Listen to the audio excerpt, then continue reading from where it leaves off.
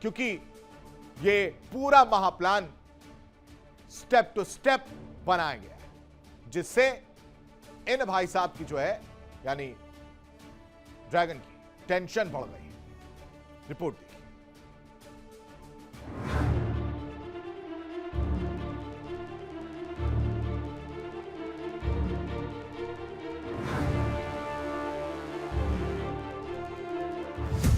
Japan का master plan,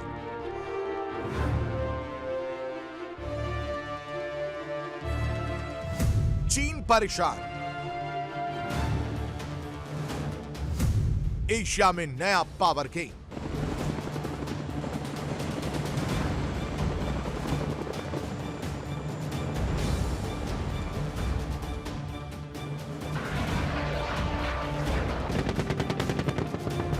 Asia में अब सिर्फ मिसाइलों के नहीं, दिमाग की भी जंग शुरू हो चुकी है। जिस जापान को दुनिया दशकों से शांतिवादी देश मानती रही, वही जापान अब अपनी सुरक्षा नीति को पूरी तरह बदल रहा है।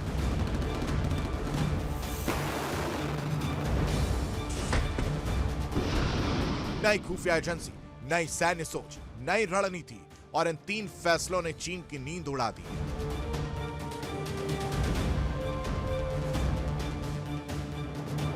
31 जुलाई जापान ने बनाया नेशनल इंटेलिजेंस ब्यूरो। इसके साथ ही पहली बार नेशनल इंटेलिजेंस काउंसिल की हाई लेवल बैठक भी हुई।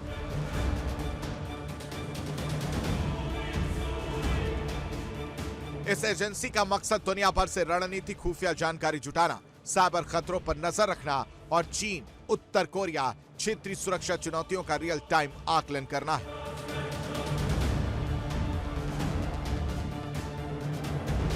जापान के इस फैसले के कुछ ही घंटों बाद बीजिंग में हलचल मच गई। चीनी विदेश मंत्रालय की प्रवक्ता माओ निंग मीडिया के सामने आई और जापान को संयम बरतने की सलाह देने लगी।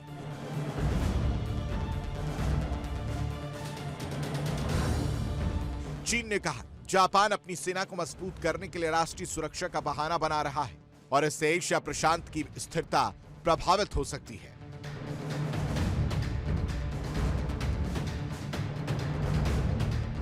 लेकिन सवाल उठता है, यह वही चीन है जो हर दूसरे दिन ताइवान के आसपास युद्धाभ्यास करता है, दक्षिण चीन सागर में अपने जहाज भेजता है और पड़ोसी देशों पर दबाव बनाने की कोशिश करता है।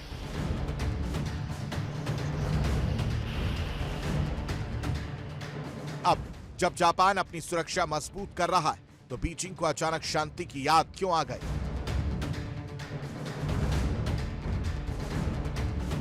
असल वजह जापान की बदलती सैन्य सोच है। द्वितीय विश्व युद्ध के बाद जापान की सेना सिर्फ आत्मरक्षा तक सीमित रही, लेकिन अब चीन की बढ़ती सैन्य गतिविधियों, उत्तर कोरिया के मिसाइल परीक्षण और ताइवान संकट ने टोक्यो को नई रणनीति अपनाने पर मजबूर कर दिया।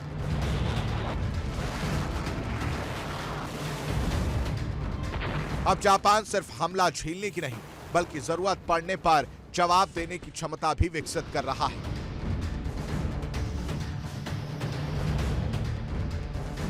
यही बदलाव चीन की सबसे बड़ी चिंता बन गया है। बीजिंग को डर है कि अगर जापान की खुफिया क्षमता अमेरिका के बराबर आधुनिक हो गई, तो हिंद प्रशांत क्षेत्र में चीन की हर सैन्य गतिविधि पर नजर रखी जाएगी।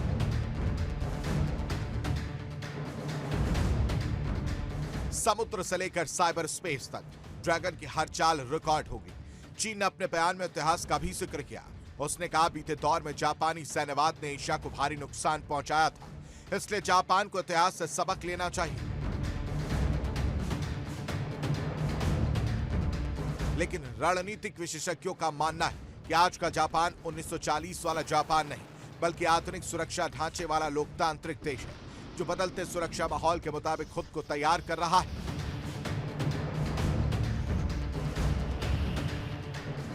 इस पूरे घटनाक्रम का सबसे बड़ा असर ताइवान पर भी पड़ सकता है।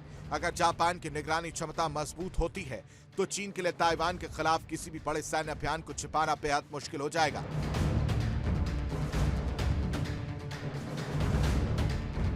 यानी बीजिंग की रणनीतिक बढ़त धीरे धीरे कम हो सकती है। अमेरिका पहले से ही जापान का सबसे बड़ा सुरक्षा साझेदार है।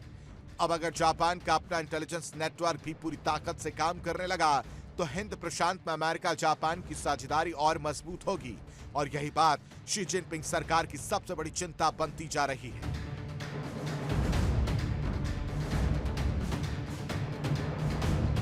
एशिया में अब ताकत की नई बिसात बिछ चुकी है। एक तरफ चीन जो खुद को क्षेत्रीय महाशक्ति मानता है, दूसरी तरफ जापान जो अब सिर्फ रक्षा नहीं बल्कि रणनीतिक जवाब देने की तैयारी कर रहा है।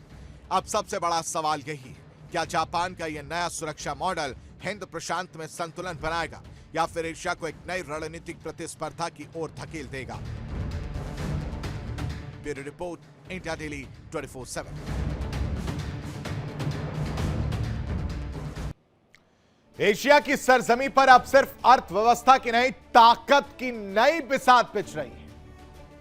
एक तरफ जापान है जो दशकों की शांतिवादी छवि से बाहर निकलकर अपनी सबसे बड़ी खुफिया एजेंसी, आधुनिक सैन्य ढांचा और अमेरिका के साथ रणनीतिक गठजोड़ को नई धार दे रहा है। और दूसरी तरफ चीन है जो हर जापानी कदम पर बेचैन नजर आ रहा है, परेशान। बीजिंग इसे क्षेत्रीय शांति के लिए खतरा बता रहा है। लेकिन सवाल यह है कि क्या चीन को जापान की ताकत से डर सता रहा? क्योंकि जापान का संदेश साफ है, अब सिर्फ तकनीक नहीं ताकत भी दिखाई जाएगी। जबकि चीन का दावा है कि एशिया को हथियारों की नहीं स्थिरता की जरूरत है। और ऐसे में सवाल यही, क्या एशिया में सुपर पावर बनने की नई जंग नजर आ रही है? क्या जापान की नई सैन्य रणनीति दर्शकों चीन की सालों पुरानी क्षेत्रीय दादागिरी को चुनौती दे रही है? और क्या अमेरिका के समर्थन से टोक्यो बीजिंग के लिए सबसे बड़ा रणनीतिक सिरदर्द बनता जा रहा है? क्या कहती है एशिया में नई शक्ति की बिसात? जापान के लिहाज से समझिए, नई खुफिया एजेंसी, आधुनिक सैन्य तैयारी, अमेरिका के साथ तालमेल, यानी जापान और चीन। जापान ने नई खुफिया एजेंसी बनाने का फैसला किया, ऐलान किया, और फिर चीन ने कहा कूटनीतिक आपत्ति दर्ज कराई।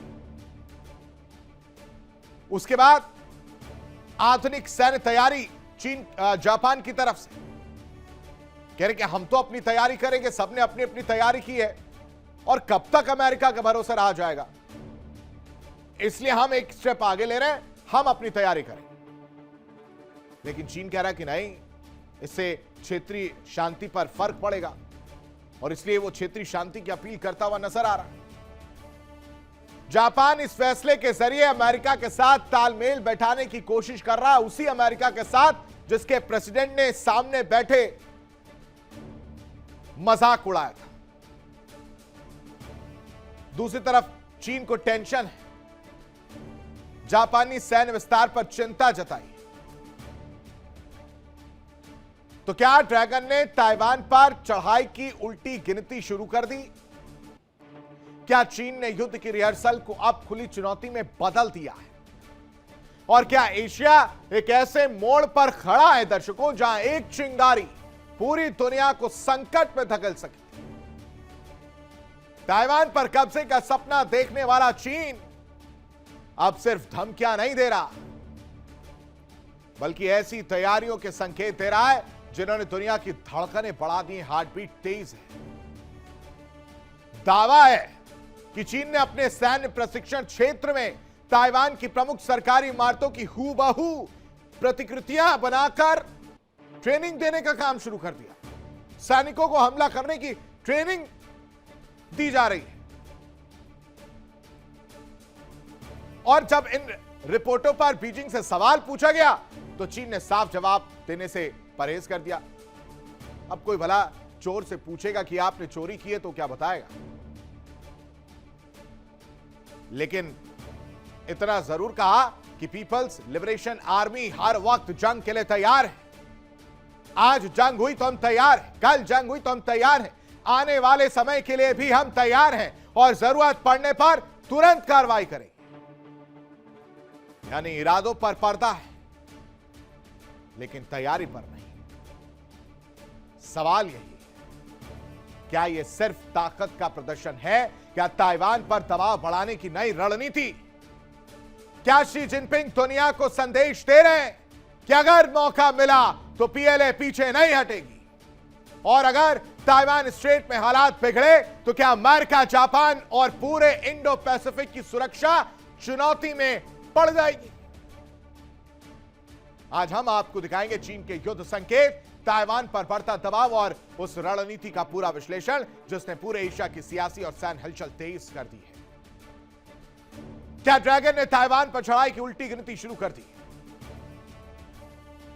क्योंकि इसी तरह की तस्वीर देखने को मिली है।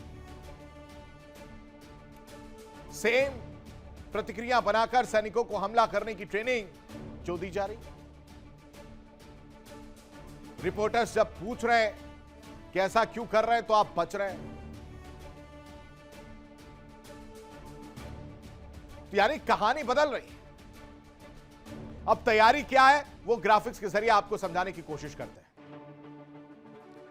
दरअसल ताइवान परेशान नजर आ रहा है। विदेशी रिपोर्टों में खुलासा हो रहा है, बड़े सैन्य तैयारी की बात निकलकर सामने आ रही है। इमारतों की प्रतिकृतियां, यानी जैसी इमारतें वहां पर दिख रही है सेम एज इट इज बनाया गया है, और फिर तैयारी करवाई जा रही है कि जंग लड़ना कैसे कैसे, क्या प्लानिंग करनी है, कहां से जाना, कहां निकलना है। यानी ताइवान जैसे माहौल में सैनिकों की ट्रेनिंग का दावा जो है वो देखने को मिल रहा है। रक्षा मंत्रालय ने सवाल का सीधा जवाब भी नहीं दिया जब पूछा गया, और पीएलए को हर वक्त युद्ध के लिए तैयार बताया गया है। कह रहे हैं कि जरूरत पड़ी तो तुरंत कार्रवाई करें। युद्ध केंद्रित प्रशिक्षण पर जोर दिया जा रहा है, और यह सारी तैयारी युद्ध क्षमता लगातार बढ़ाई जा रही है। हर चुनौती, जो भी चैलेंजेस निकलकर सामने आएंगे, उनका सामना करने के लिए पूरी तरह से तैयारी। और कह रहे हैं ताइवान की आजादी हमें स्वीकार नहीं, अलगाववादी गतिविधियों को कुचलने की चेतावनी, संप्रभुता और क्षेत्रीय अखंडता की रक्षा का दावा किया जा रहा है। अब आप समझिए कि हमले की तैयारी क्यों हो रही है। विदेशी मीडिया ने सवाल उठाए, चीन ने पुष्टि की और ना ही खंडन किया, और इन अटकलों के बीच चिंता बढ़ गई। चीन बनाम ताइवान वाली तस्वीर आ गई। बीजिंग ताइवान को अपना हिस्सा मानता है, ताइवान अलग प्रशासन के तहत संचालित, और इसी मुद्दे पर लगातार तनाव देखने को मिल रहा है। और फिर ड्रैगन की दो टूक सामने आती जिसमें कहते हैं कि पीएलए हर वक्त तैयार है, जरूरत पड़ी तो लड़ेंगे। सैन्य तैयारी पर अपना रुख दोहराया है कि वक्त आ गया है कि अगर जरूरत पड़ी तो ताइवान को लेकर चीन अपना रुख साफ कर दे।